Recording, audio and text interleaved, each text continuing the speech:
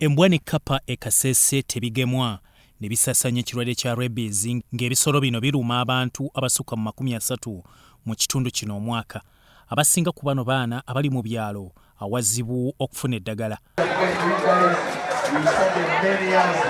Dr. Nakanjako Maria Flavia agamba okugema endwadde mu bisolo kikulu nga bwe zigemebwa mu bantu. 32 people die of rabies annually, but the number could be more. And also animals, we estimate that 130 animals die annually due to rabies. But the numbers could be more because our reporting is still low. So we need to also work on the surveillance to make sure that people report and we get the real data that we can use to justify the investment in the elimination of this disease. So we know that also over 60% of the districts in Uganda are endemic with rabies. They have rabies, over 60% in the east, in the west. So the disease is all over the country. So everyone, everywhere they are, the communities, like you've seen the speech of the commissioner, the communities, the media, the medical doctors, the veterinarians, everyone has a role to play. Okusinziira ku Dr. Rubiga Arnold agamba baatandika enkola okukendeeza ku bungi bw'embwa n'asaba abantu obutasula na bisolo.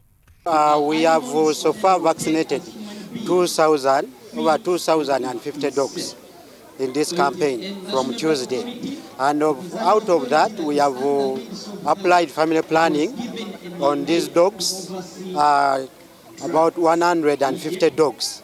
That's about 10%. The target should be at least 50% of the vaccinated dogs. That means that you need at least about 1,000 out of the 2,000 for family planning. Why we need this is because we want to control dog population. Okusinziira ku Fred Kabuye omukwanaganya w'emirimu gya National Drug Authority Kasese agamba eddagala erigema ebisolo ekirwadde kya Rabies weeriri abantu bajjumbira entegeka.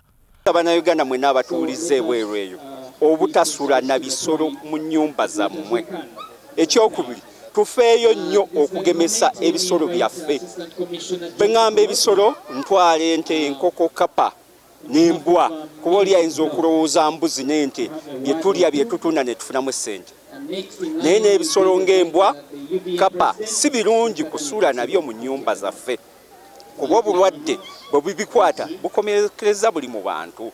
Bagenderedde okumanyisa abantu akabi akali mu kulumbibwa ebisolo ne batafuna bujjanjabi mangu wamu n'okufa ku bulamu bwabyo ekyenkanyi okusinziira ku Mukwaya Jameru ne yeegattibwako Safari Martin Meya wa Central Division bwe bategeka okugema ebisolo. Our mandate is to ensure that Uganda receive quality medicines. So in an attempt to promote good health as National Drug Authority, we must participate in each and every health activities. And you are aware, our mission is to ensure that medicines for humans and animals must be of high quality. So it is under that background that we are here to give support to veterinary fraternity. I've looked at the number of dogs we have. As long as they are not vaccinated, rabies is going to continue. And unfortunately, people have not seen patients who are bitten by dogs. It's a very dangerous disease. For us, dogs have been usual animals roaming about, and we don't take them to be very serious because we know them as part of security. Biato Musime Gerard, Sorot TV, Omunyo.